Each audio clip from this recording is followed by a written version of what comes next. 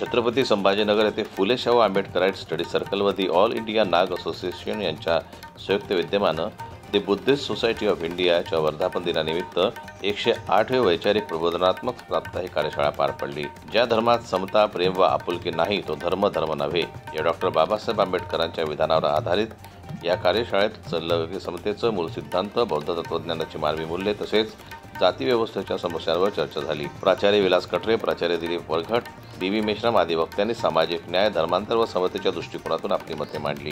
कार्यक्रमात वक्त्यांनी डॉक्टर बाबासाहेब आंबेडकरांच्या चळवळीचा प्रचार, दी बुद्धिस्ट सोसायटी ऑफ इंडियाच्या लोकांपर्यंत पोहोच न होणे आणि बौद्ध विहारांचे योगदान यावर चिंतन केलं। उपस्थित प्रतिनिधींनी अस्पृश्यतेचे विदारक वास्तव, धम्मप्रचाराचे महत्त्व आणि सामाजिक समतेसाठी जनमत तयार करण्याची गरज अधोरेखित केली। या कार्यशाळेत विविध मान्यवर, अभ्यासक व सामाजिक कार्यकर्ते सहभागी झाले होते। कार्यक्रमाचे सूत्रसंचालन महादेव डांबरे यांनी केले तर प्रास्ताविक ॲडव्होकेट विलास रामटके यांनी केलं। जनमत लाईव्ह न्यूज करता छत्रपती संभाजीनगरहून दिलीप वरघट यांची रिपोर्ट।